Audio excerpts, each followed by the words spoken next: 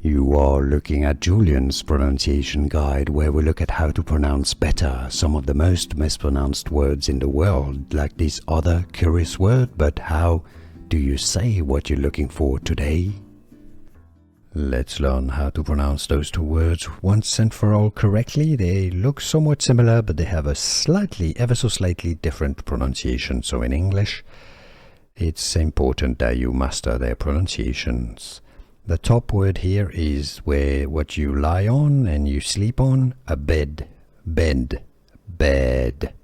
An e sound, bed. The bottom word is something that is not good. It's bad. It's a more open a sound.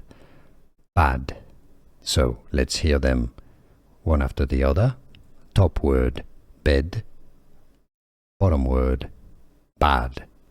Bed, bad.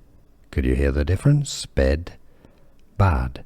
Can you pronounce those correctly? Let me know in the comments. Here are more videos on how to pronounce more confusing words and names too many mispronounced. Like this video if you found it useful. I appreciate your support. I'll see you soon and thanks for watching.